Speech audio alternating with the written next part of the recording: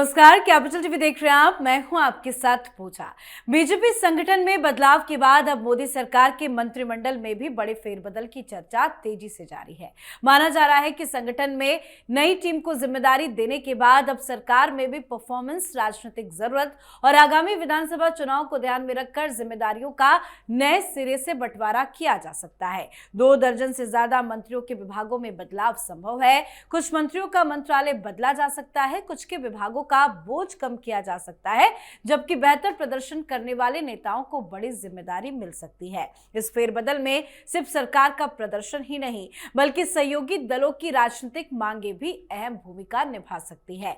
सहयोगी दलों के बीच मंत्रालयों के बंटवारे को लेकर नए समीकरण बन सकते हैं। खास तौर पर जिन दलों की संख्या संसद में महत्वपूर्ण है, वो अपने हिस्से में ज्यादा प्रभावशाली मंत्रालय की मांग कर सकते हैं। तो मोदी कैबिनेट में बड़े फेरबदल पर ही आज चर्चा करेंगे। मेरे साथ स्टूडियो में मौजूद हैं कैपिटल टीवी के editor in chief doctor Manish Kumar. Doctor साहब, बहुत बहुत स्वागत है आपका। धन्यवाद सर, लगातार हम मोदी कैबिनेट में होने जा रहे फेरबदल को लेकर चर्चा कर रहे हैं। आज क्या कुछ धमाकेदार न्यूज है आपके पास? देखिए, आज कैबिनेट की बैठक हुई जी, और बहुत ही चौंकाने वाले फैसले लिए गए हैं। कई मंत्रियों को बिल्कुल डेडलाइन दिया गया है, अगस्त 30 तक उनको बहुत सारे काम करने हैं। वित्त मंत्रालय हो या शिक्षा विभाग हो, उनके ऊपर खास जिम्मेदारी दी गई है। इस पे मैं आऊंगा। आपने सहयोगी पार्टियों के बारे में भी बातचीत की। 2-3 बड़ी बड़ी खबरें उससे आई है जुड़ गई हुई। एक और बड़ी खबर यह है कि अब जैसे सत्येंद्र जैन आज नप गए, कल रात में अरेस्ट किया गया, अचानक आप देखेंगे कि छापे पे छापे पड़ना शुरू। ईडी, सीबीआई, इनकम टैक्स, देश भर में हाहाकार मचने जा रहा है। सरकार ने तय कर लिया, बहुत हो गया, हमने बैकफुट पे काम कर लिया। जितने भी नेता इस अलग अलग केसेस में फंसे हुए हैं, उनको साफ साफ निर्देश दिया गया है कि सारी एजेंसियां बिल्कुल वॉर फुटिंग पे काम करें। मतलब ये कि बहुत सम्मान हो गया, अब एक्शन का समय आ गया है। तो आगे आने वाले दिनों में आप देखेंगे कि विपक्ष के ऊपर ये जो आप गाली गलौज और पता नहीं 56 इंच का बंदर, मैं बार बार कहता हूं, प्रधानमंत्री मोदी और अमित शाह की डिक्शनरी में माफी नहीं है। तो बंदर कैसे बनाया जाता है, ये आगे आने वाले समय में दिखाई देगा। तो एक तो ये बात, एक और जानकारी ये आई कि एक बहुत बड़े लीडर मंत्री को कैबिनेट मीटिंग के बाद 20 मिनट तक प्रधानमंत्री अकेले में 1 to 1 उनसे बातचीत की है। तो उससे बहुत सारे कयास लगाए जा रहे हैं कि उनको क्या किया जाएगा, उनके साथ क्या होगा नहीं होगा। ये खबर अभी आनी बाकी है। कौन है सर वो मंत्री? अब वो नाम लेने से ज्यादा, क्योंकि देखिए बहुत सारे फैसले ऐसे होने जा रहे हैं कि जो अभूतपूर्व माना जाएगा। मैं बार बार कह रहा हूं, 2 अक्टूबर भारत में ये जो नई सरकार जो है बिल्कुल नए रूप में नजर आएगी। तब तक सारी बदलाव भी हो जाएंगे और बहुत ही इसको कह सकते हैं कि अलर्ट मोड पे सरकार काम करेगी।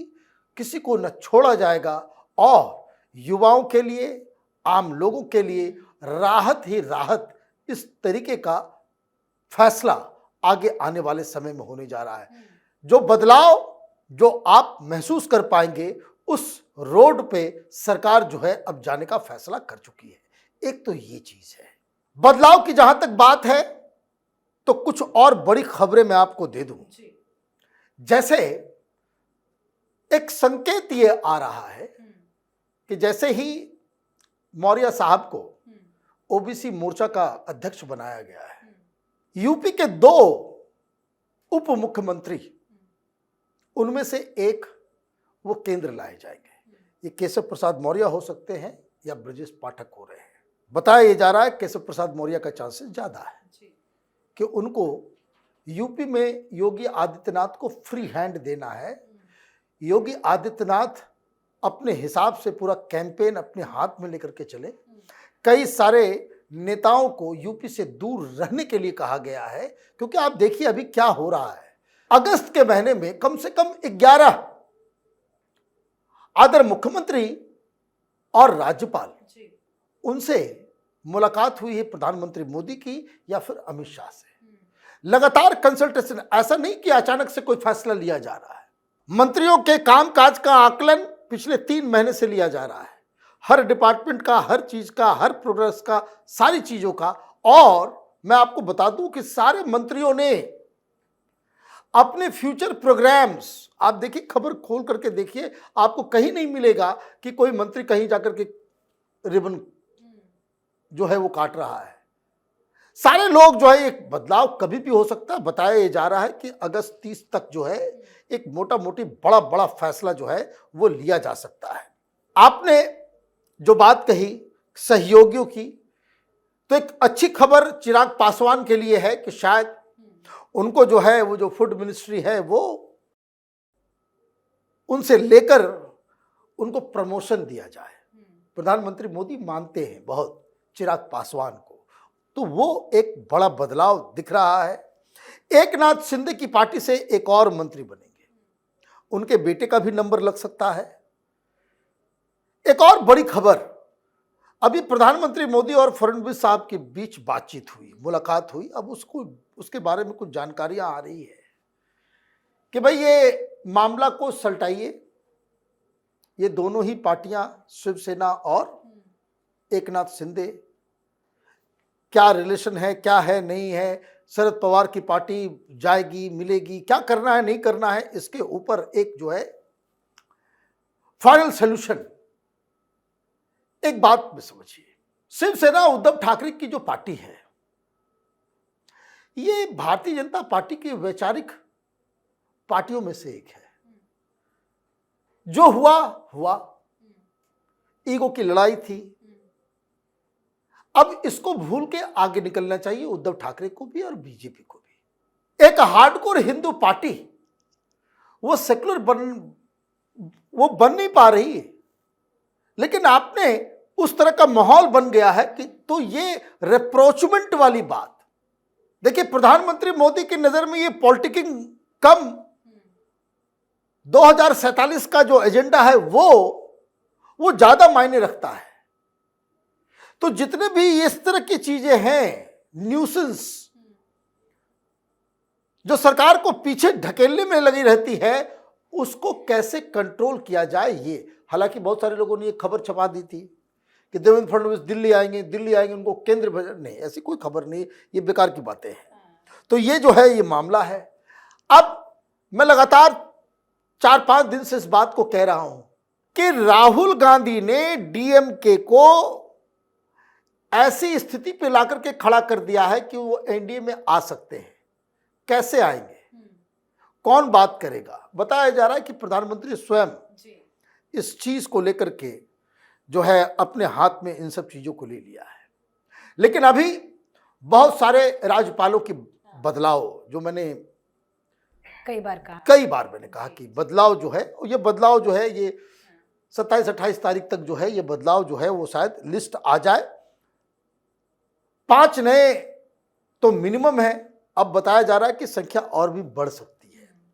खबर ये आ रही है, बताया ये जा रहा है कि यूपी में जो राज्यपाल हैं उन्होंने खुद कहा है कि अब बहुत हो गया, अब मैं राज्यपाल पद से जो है वो खुद ही उन्होंने इच्छा जताई है। तो यूपी में नया राज्यपाल मिलेगा। पार्लियामेंट्री बोर्ड से 2 या 3 वो राज्यपाल बनाए जाएंगे, और अभी फिलहाल कैबिनेट से 2 या 3 या 4 जो वरिष्ठ मंत्री हैं उनको भी राज्यपाल बना करके अलग अलग राज्यों में भेजा जा सकता है। और इसलिए गूगल आप कीजिए, आपको मालूम चलेगा बहुत सारे राज्यपालों को दिल्ली बुला करके प्रधानमंत्री और अमित शाह ने बातचीत की है। तो ये सब जो है कर्नाटक में बदला जाएगा, मध्य प्रदेश में भी नए राज्यपाल की घोषणा होगी, तमिलनाडु में भी नए राज्यपाल जो है उसकी नियुक्ति होगी। ये सारी चीजें जो है आने वाले दिनों में ये सारे फैसले होने वाले हैं। और जैसा कि मैंने कल कहा था कि अभी भारतीय जनता पार्टी में संगठन में बदलाव हो गया, इधर भी हो गया।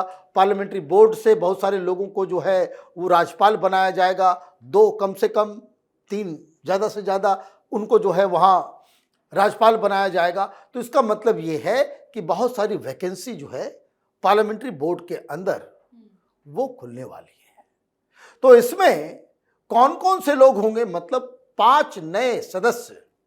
Parliamentary board Bharatiya Janata party का सबसे हाईएस्ट डिसीजन मेकिंग बॉडी है, वहीं पे सब कुछ तय होता है, फाइनल मोहर वहीं से लगता है।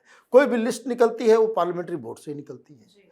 अब ये बताया जा रहा है कि इसमें 3 लोगों का नाम चल रहा है कि देवेंद्र फडणवीस को भी इसमें शामिल किया जा सकता है, हेमंत विश्व शर्मा को भी शामिल किया जा सकता है और योगी आदित्यनाथ को भी शामिल किया जा सकता है।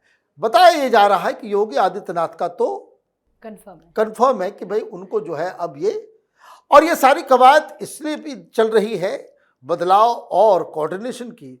विशाखापट्टनम के अंदर संघ के तमाम जितने भी संगठन हैं उनके बीच एक कोऑर्डिनेशन मीटिंग चल रही है।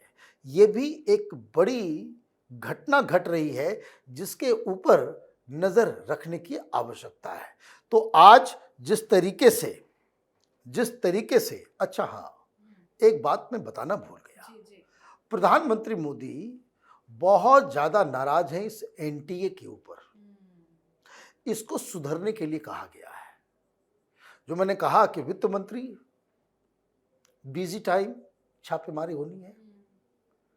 एजुकेशन मिनिस्टर, उनको एक बड़ा प्लान भी दिया गया है।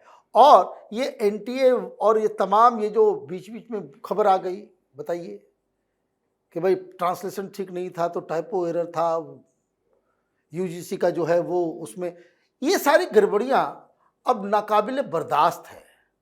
प्रधानमंत्री मोदी इन सारी चीज़ों को लेकर के बहुत ही ज़्यादा सीरियस है। नए नए शिक्षा मंत्री बने हैं, परफॉर्मेंस उनका अच्छा रहा तो एक बड़ी पदोन्नति जो है उनको मिल सकती है। तो कुल मिलाकर के बड़ा ही एक्शन वाला दिन था। और मीटिंग के बाद जो तमाम योजना पहले जो ऑलरेडी तैयार की हुई थी उसको लेकर के एक प्रेस कॉन्फ्रेंस जो है वो कर दिया गया। लेकिन अंदर खाने बहुत बड़े बड़े फैसले हुए हैं और ये फैसले विपक्ष के लिए बहुत ज़्यादा महंगा भी पड़ेगा। और दूसरा, जो भारतीय जनता पार्टी के जो कार्यकर्ता थोड़े निराश चल रहे हैं उनको बहुत ज्यादा उत्साहित भी करेगा। जी, बहुत बहुत धन्यवाद सर समझाने के लिए। धन्यवाद। यानी बीजेपी की नई संगठनात्मक टीम के बाद अब मोदी सरकार की टीम में भी बड़ा बदलाव देखने को जल्द मिल सकता है। अगर फेरबदल होता है तो इसका असर सिर्फ मंत्रियों की कुर्सियों तक सीमित ऑब्वियसली नहीं रहेगा, बल्कि सरकार की आगामी राजनीतिक रणनीति और चुनावी तैयारियों की दिशा भी इससे साफ हो सकती है। चर्चाएं तो कई सारी हो रही हैं, अब देखते हैं कि क्या कुछ बड़ा बदलाव होता है। आप भी अपनी राय कमेंट कर लिखें। देखते रहिए कैपिटल टीवी। नमस्कार।